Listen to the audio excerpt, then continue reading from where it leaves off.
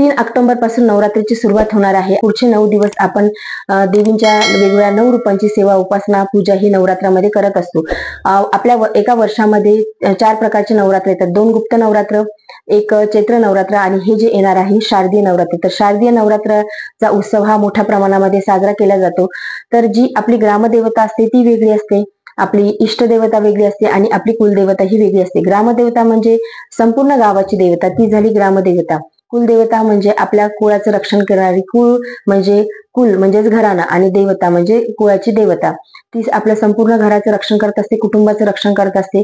आणि इष्टदेवता म्हणजे आराध्य देवता, म्हणजे आपल्याला जे सांभाळणारे देव असतात, आपल्याला जे आवडणारे देव असतात, आपल्यावरती चटकन कृपादृष्टी करणारे जे देव असतात, आपण रोज ज्यांची मनोभावी पूजा करत असतो, ते म्हणजे आपले इष्टदेवता किंवा आपले आराध्य दैवत। तर आजच्या व्हिडिओमध्ये आपण जाणून घेणार आहोत की मला कुलदेवता माहित नसेल, कुलदेवता माहित करून घ्यायची असेल तर कुलदेवता कोणकोणत्या उपायांनी आपण माहिती करून घेऊ शकतो की आपली कुलदेवता कुठली आहे। त्यासोबतच आपण जर का आपल्या कुलदेवतेची सेवा, उपासना केली नाही तर आपल्याला कुठल्या कुठल्या संकटांना सामोरं जावं लागतं, या सर्वांबद्दलचीच माहिती आपण आजच्या व्हिडिओमध्ये बघणार आहोत। तर जे ब्रह्मांडामध्ये जे तत्व असतात ते जर का आपल्या पिंडात आले तर आपली एका साधकाची साधना ही पूर्ण होत असते। जसं की आपण श्रीहरी विष्णूंची पूजा केली किंवा महादेवांची पूजा केली किंवा गणपतीची सेवा केली तर त्या देवतांचे तत्व हे आपल्याला मिळत असतात। परंतु कुलदेवता ही एक अशी असते की त्या कुलदेवतेची जर का आपण सेवा केली तर ब्रह्मांडातले सर्व तत्व हे एका साधकामध्ये येतात आणि त्याची साधना ही पूर्ण होत असते। त्यामुळे कुलदेवतेची सेवा, उपासना करणं हे खूप महत्वाचं आहे। कुलदेवतेची जर का सेवा, उपासना, मान सन्मान जर का आपल्याकडून व्यवस्थित झाला नाही तर आपल्याला खूप संकटांचा सामना करावा लागतो। जसं की अचानक काही संकट उद्भवतात, आपल्याला त्याचा अर्थ कळत नाही की हे संकट कशामुळे आले, आपल्याला त्यामधून मार्ग मिळत नाही, आर्थिक हानी असेल, लक्ष्मी स्थिर राहत नसेल, त्यासोबतच जर का संतती संपत्ती घरामध्ये टिकत नसेल, म्हणजे मूल होत नाही, खूप बरेच वर्ष झाली मूल होत नाही, काही संतती होत नाही, संतती जर का झाली तर त्यामध्ये काही अपंगत्व येते, ते ॲबनॉर्मॅलिटीज मुलांमध्ये येतात। तर ह्या सगळ्या गोष्टी ज्या आहेत, ह्या कुलदेवतेची उपासना नीट न झाल्यामुळे मुलांच्या लग्नामध्ये काही विघ्न येतात, म्हणजे जे काही शुभ कार्य, लग्नाची मुले असतील त्यांचं लग्न हे लवकर जुळत नाही आणि ऍक्सिडेंट सारखे होत राहतात। ह्या ज्या गोष्टी घडतात, ह्या कुलदेवतेची सेवा, उपासना आपल्याच्याने नीट होत नाही, त्यामुळे हे जे काही चक्र चालू असते हे घडत असते। त्यामुळे वर्षातून एकदा तरी आपण आपल्या कुलदेवतेच्या ठिकाणी जावं, कुलदेवतेचा मान सन्मान करावा, तिची ओटी भरावी। परंतु जर अनेक जणांना आता कुलदेवी माहित नसते की कुलदेवी कुठली आहे ते माहित नाही, याचे अनेक कारण असतात की आता विभक्त कुटुंब पद्धती झालेली आहे। बरेच जण म्हणजे अनेक पिढ्यांपासून त्यांची गावं जे प्रॉपर गाव असतात ते सोडून आलेले आहेत, म्हणजे आजी आजोबांपासून गाव सोडून आलेले आहेत। मग जी पुढची पिढी असते, म्हणजे नातवंड जे असतात किंवा त्यांच्या ज्या नातसुना वगैरे असतात, त्यांना त्यांची कुलदेवता कुठली आहे हे माहित होत नाही। तर ह्या सगळ्यांवरती तुम्हाला मी 3 उपाय सांगणार आहे, यापैकी तुम्ही कुठलाही एक उपाय करू शकता। त्यामुळे तुम्हाला तुमची कुलदेवता कोणची आहे ते माहित पडेल। कुलदेवता तुमच्या स्वप्नामध्ये येईल, तुम्हाला काहीतरी असे संकेत मिळतील, कुलदेवता स्वप्नामध्ये येईल किंवा घरी कोणीतरी प्रसाद घेऊन येईल, काहीतरी कारणांवरून तुम्हाला कळेल की तुमची कुलदेवता कुठली आहे। आता महाराष्ट्रामध्ये 3.5 शक्तिपीठ आहे आणि महाराष्ट्रामध्ये जे 3.5 शक्तिपीठ आहे त्यापैकीच एक कुलदेवता ही असते, म्हणजे कुलदेवी ही असते। कुलदेवता वेगळा आणि कुलदेवी वेगळी। कुलदेवता म्हणजे खंडोबा, भैरवबा आणि ज्योतिबा हे झाले कुलदेव। परंतु कुलदेवीचे 3.5 शक्तिपीठे आहेत, म्हणजे महाकाली, महालक्ष्मी, महासरस्वती आणि राजराजेश्वरी।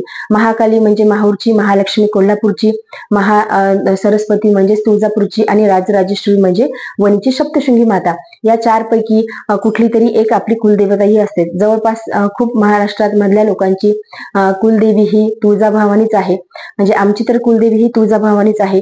परंतु प्रत्येकाच्या कुलदेवी ह्या वेगवेगळ्या असतात, ते आपल्याला माहित करून घ्यायचं आहे की आपली कुलदेवता कुठली आहे। तर आपण 3 उपाय हे करू शकतो, म्हणजे तुम्हाला जर का तुमची कुलदेवता ही माहित नसेल तर तुम्ही 3 उपाय हे करू शकता। तर पहिला उपाय, तुम्ही रोज ओम श्री कुलदेवताय नमः या मंत्राचा जप करायचा। 108 वेळेस तुम्ही या मंत्राचा जप करायचा आहे आणि तुम्हाला तुमची कुलदेवता माहित पडून जाईल। तुम्ही रोज जोपर्यंत, आता नवरात्राचे दिवस आहे, नवरात्राचे दिवस हे अतिशय चांगले आहे, तुम्ही कुलदेवतेचं स्मरण हे करा, तुम्ही 108 मंत्राचा जप करा, ओम श्री कुलदेवताय नमः। तुम्हाला काही ना काही संकेत मिळते, म्हणजे कोणीतरी प्रसाद घेऊन येईल, तुमच्या घरी येईल, कोणीतरी सांगेल, काहीतरी तुम्हाला कळेल.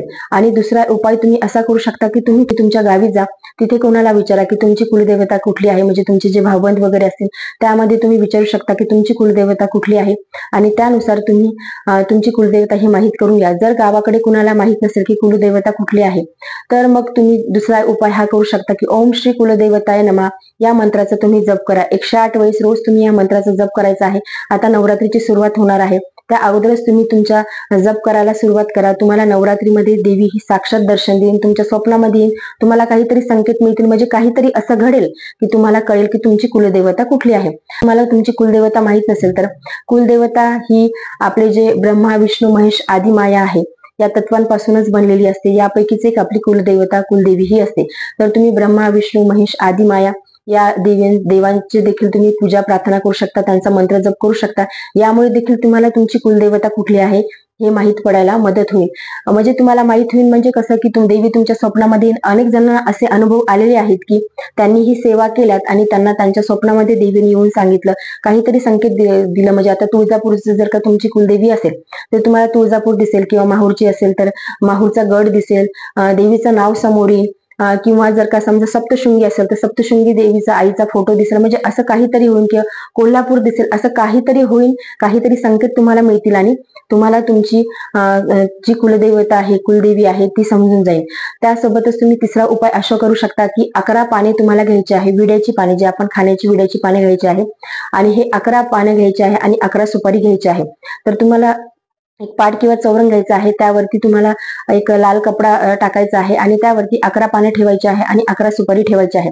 तर पहिली सुपारी ही श्री गणेशाच्या नावाने ठेवायची आहे, दुसरी सुपारी ही कुलदेवीच्या नावाने ठेवायची आहे, तिसरी सुपारी ही कुलदेवतेच्या नावाने ठेवायची आहे, चौथी सुपारी ही वास्तुपुरुषाच्या नावाने ठेवायची आहे, पाचवी सुपारी ही वास्तुदेवतेच्या नावाने ठेवायची आहे, आणि जे बाकीच्या ज्या 6 सुपारी आहेत ह्या तुम्ही तुमच्या कुलदेवतेच्या नावाने ठेवायचे आहे. अशा प्रकारे दर 3 शुक्रवार तुम्हाला ही पूजा करायची आहे आणि दर शुक्रवारी तुम्हाला ही पूजेची मांडणी करायची आहे आणि पूजा करायची आहे. हळदी कुंकू अर्पण करायचं आहे. ओम श्री कुलदेवताय नमः या मंत्राचा जप करायचा आहे. देवीला विनंती करायची आहे की देवी आई, जी माझी जी कुठली कुलदेवता असेल ती माझ्या समोर आहे, मला काहीतरी संकेत दे आणि मला माझी कुलदेवता ही कळू दे. आणि त्यानंतर दुसऱ्या दिवशी जे पानं आहे ते तुम्ही निर्माळ्यात टाकू शकता. असे 3 शुक्रवार तुम्हाला पूजा करायची आहे आणि तिन्ही शुक्रवार पूजेची मांडणी करून तुम्हाला अशी पूजा करायची आहे आणि कुलदेवतेचे स्मरण करायचं आहे. आणि जेव्हा तिसरा शुक्रवार असेल त्या शुक्रवारी तुम्हाला एखाद्या सुवासिनीला तुम्ही बोलू शकता, तिची ओटी भरू शकता, आणि तुमच्या जर का कोणी भावबंदकीमध्ये असेल त्यांना देखील तुम्ही कोणाला बोलून, म्हणजे व्यक्तीला किंवा जोडपं एखादं बोलून तुम्ही त्यांना जेवण देऊ शकता. अशा प्रकारे तुम्हाला 3 शुक्रवार ही पूजा करायची आहे. या गोष्टी तुम्ही केल्या तर तुम्हाला तुमची कुलदेवता कळायला नक्कीच मदत होईल. आणि या नवरात्राच्या काळामध्ये तुमच्या कुलदेवतेची तुमच्याच्याने जेवढी शक्य होईल तेवढी सेवा ही नक्की करा. कारण कुलदेवी ही आपल्याला सांभाळत असते, आपल्या कुळाचं रक्षण करत असते, आपल्या भोवती कुलदेवीचं एक संरक्षण कवच असते. त्यामुळे शक्य तेवढी सेवा या नवरात्रीमध्ये कुलदेवतेची करा. म्हणजे अनेक जणांना कुलदेवता माहीत नसते, तो एक वेगळा भाग आहे. परंतु खूप जणांना कुलदेवी माहीत असून सुद्धा कुलदेवीच्या वर्षातून एकदा तरी आपण दर्शन घ्यायला हवं, कुलदेवीचा मान सन्मान करायला हवं. त्यामुळे देखील अनेक संकटांना आपल्याला सामोरे जावं लागते. म्हणजे आर्थिक नुकसान असेल, लग्न कार्यामध्ये जे शुभ कार्य असतं त्यामध्ये काही विघ्न येत असेल तर तुम्ही तुमच्या कुलदेवतेची सेवा ही नक्की करा. म्हणजे भरपूर जणांना कुलदेवी माहीत असून सुद्धा ते वर्षातून एकदा देखील कुलदेवीला जात नाही, किंवा तिचा काही मानपान तिचा होत नाही, तिची ओटी भरणं होत नाही. परंतु जे हे नवरात्रीचे दिवस असतात या नवरात्रीमध्ये तुम्ही देवीची सेवा उपासना नक्की करा. कुलदेवीच्या ठिकाणी जा, तिची ओटी भरा. तुमच्याच्याने जर का नवरात्रामध्ये शक्य होत नसेल तर तुम्ही नंतर कधीतरी एकदा जा, कुलदेवीचा फोटो घरामध्ये ठेवा, टाक घरामध्ये ठेवा. हे सगळे जर का आपण उपाय केले तर आपल्यावरती आपली कुलदेवी ही खरंच नेहमी करता प्रसन्न राहते आणि आपल्याला ती शुभ आशीर्वाद देत असते. देवीला काय हवं असते, आपण तिचे लेकरच आहोत, ती आपली आई आहे. देवीला नेहमी करता हेच असं वाटत असते की आपल्या लेकरांनी आपल्या जवळ यावं. तसंच तिला आपल्याला जशी आईची ओढ असते तशी देवीला देखील लेकरांची ओढ असते. त्यामुळे एकदा तरी आपल्या कुलदेवीच्या ठिकाणी नक्की जावं, तिची ओटी भरावी, तिचे मानपान करावं. आणि ज्यांना कुलदेवी माहीत नसेल त्यांनी हे उपाय करा. तुम्हाला तुमची कुलदेवी कोणती आहे ते नक्कीच कळून जाईल. तुम्हाला काहीतरी शुभ संकेत असे मिळतील की तुम्हाला तुमची कुलदेवता कुठली आहे हे कळून जाईल. त्यामुळे हे उपाय नक्की करा, अगदी श्रद्धेने मनोभावे करा. तुम्हाला या नवरात्रीपर्यंत तुमची कुलदेवता कुठली आहे हे नक्कीच कळून जाईल. तर आजच्या व्हिडिओमध्ये एवढंच. व्हिडिओ जर तुम्हाला आवडला असेल तर व्हिडिओ लाईक करा, चॅनलवरती नवीन चॅनल सबस्क्राईब करा. धन्यवाद. जय गजानन.